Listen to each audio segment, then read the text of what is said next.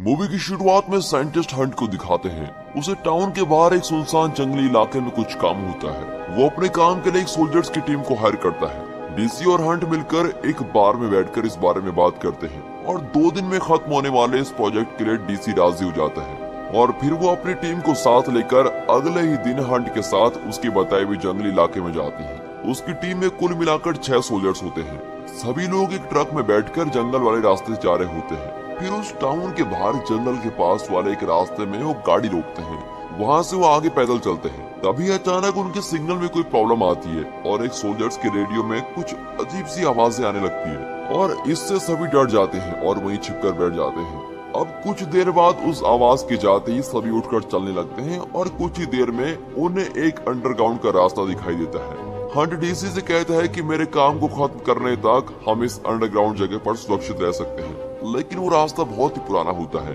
इसलिए DC soldier से कहता है कि उस रास्ते को चेक करो कि वहाँ पर कोई प्रॉब्लम तो नहीं है। फिर उसको घेरते ही डीसी सोल्जर से हंट को संभालने को कहता है और खुद उस अंडरग्राउंड के रास्ते में जाकर चेक करता है कि वहाँ पर क्या क्या है और वहाँ कोई प्रॉब्लम नहीं है। ये जानते ही वो सभी को वहाँ बुला लेता है और सभी वहाँ आते हैं। फिर डीसी हंट को एक जगह पर छिपकर बैठने को कहता है और वो अंडरग्राउंड के दरवाजे को ढूंढकर उसको खोल देता है। फिर सबसे पहले एक सोल्जर नीचे जाकर चेक करता है, लेकिन वहाँ काफी अंधेरा होता है। फिर वो अपने 2 सोल्जर ऊपर ही पहरा देने के लिए कहता है। अब सभी नीचे जाते हैं और वो सभी अलग अलग हो जाते हैं। 2 एक तरफ जाते हैं और 2 सोल्जर एक तरफ। डीसी और साइंटिस्ट बीच वाले रास्ते में जाकर सीढ़ियों से नीचे जाते हैं। नीचे बिल्कुल भी रोशनी नहीं होती और काफी अंधेरा होता है। उसी समय ऊपर पहरा करने वाला जॉर्डन एक पेड़ के पीछे किसी रोशनी को देखता है और फिर वो उस तरफ शूट कर देता है। अब बंदूक चलने की आवाज को सुनकर सारे सोल्जर्स अंडरग्राउंड से ऊपर आने लगते हैं। वे हंट को वहीं रुकने को कहते हैं और सभी ऊपर आ जाते हैं और शूट करते रहने से अचानक उनकी रेडियो फ्रीक्वेंसी में फिर से कोई अजीब आवाजें आने लगती है और उसे बंद करते समय सोल्जर मकाई के हाथ पर गोली लगती है। अब जॉर्डन उस टीम का डॉक्टर होता है और वो मकाई की ट्रीटमेंट करने लगता है। उसी समय बाकी के सोल्जर टारगेट पे शूट करते रहते हैं, लेकिन सामने से कोई रिस्पांस या आवाज नहीं आती और वे शूट करना बंद कर देते हैं। फिर वो रोशनी आने वाली जगह पर भेज देता है और कहता है कि वहाँ पे चेक करो कि क्या है। वो जाकर चेक करके आ भी जाता है और उनको एक चौंकाने वाली खबर देता है। वो कहता है कि वहाँ पर किसी इंसान के होने का कोई निशानी थी और नहीं वहाँ पर कोई बंदूक चलाने की कोई निशानी थी। अब ये सुनकर सभी सोचते हैं कि दूर तक देखने पर भी वहाँ पर कोई निशानी नहीं मिली, तो वहाँ पर गोली किसने चलाई? ये कैसे मुमकिन हो सकता है? वहाँ कुछ तो गड़बड़ है और ये समझते ही वो सेफ्टी के लिए उस अंडरग्राउंड से कुछ ही दूरी पर बॉम्ब रख देते हैं और उनका ये प्लान होता है कि जो कोई भी वहाँ आएगा वो उस बॉम्ब को पार करके ही फंस जाएगा और वे उसको पकड़ लेंगे।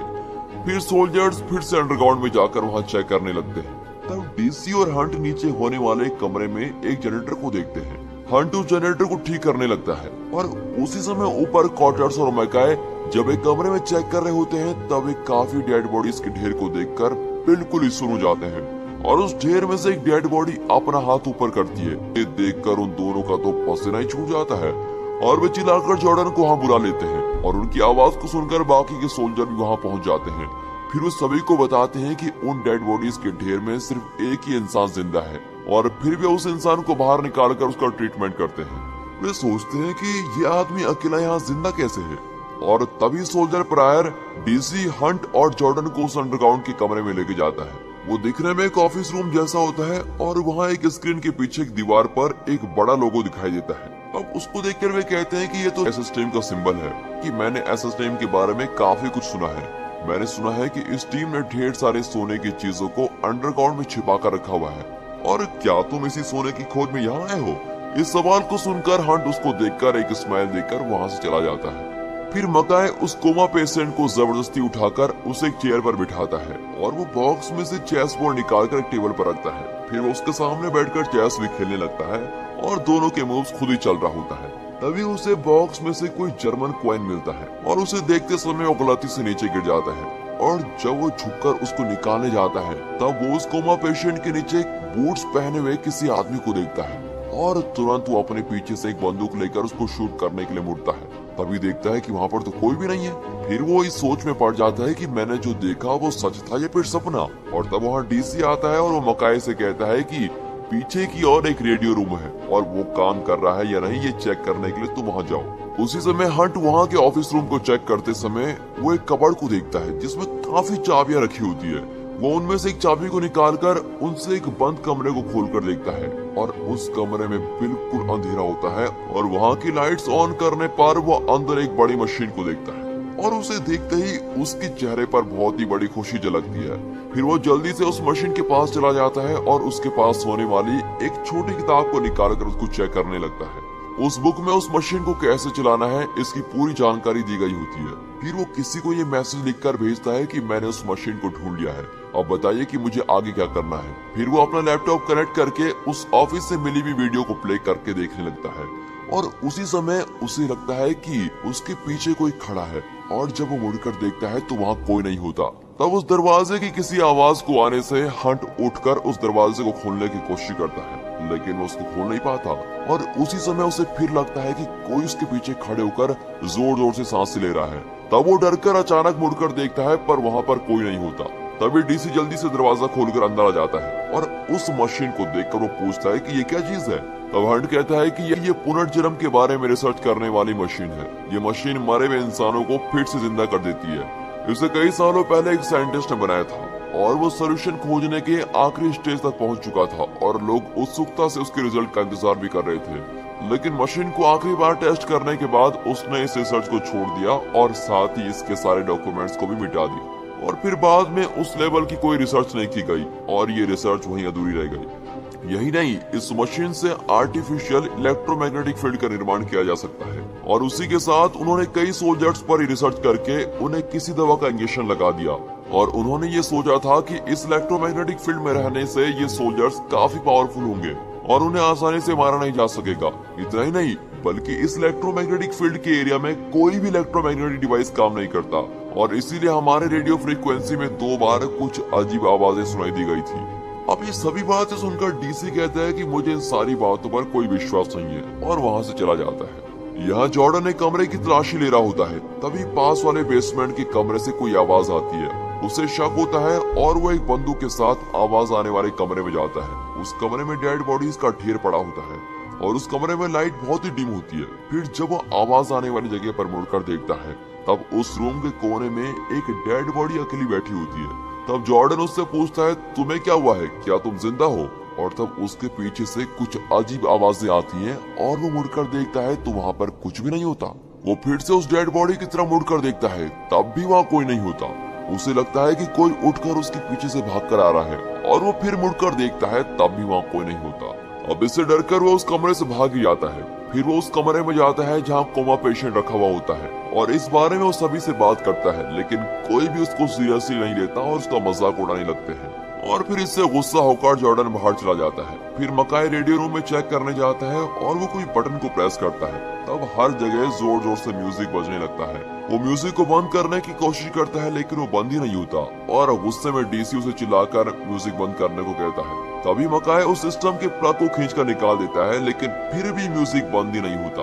अब इससे वो बहुत ही चिढ़ जाता है और उसको चेक करता है। तब पता चलता है कि वो मशीन शॉर्ट होकर बिगड़ी हुई है। अब अंधेरा हो चुका होता है और अंडरग्राउंड के ऊपर पहरा करने वाले 2 सोल्जर्स आसपास वॉच कर रहे होते हैं और तब उन्हें आसमान में उड़ते हुए एक हेलीकॉप्टर की आवाज आती है और वॉर टैंकर्स की भी उनको आवाजें आती है। तब सभी सोल्जर्स वहां आकर अपनी पोजीशन पर खड़े हो जाते हैं। फिर उनके चारों ओर अचानक बिजली जैसा कुछ चमकने लगता है और वहाँ कुछ लोग खड़े होते हुए भी नजर आते हैं और सोल्जर्स उन्हें तेजी से शूट करना शुरू कर देते हैं और आवाज को सुनकर डीसी भी ऊपर आकर साथ ज्वाइन हो जाता है। लेकिन हंट बिना किसी टेंशन लिए उस मशीन को ठीक करने का काम ईमानदारी से कर रहा होता है और सोल्जर के शूट करते समय अचानक वहां पर तूफान आ जाता है और इससे लड़खड़ाकर सभी अपनी अपनी जगहों पर छिप जाते हैं।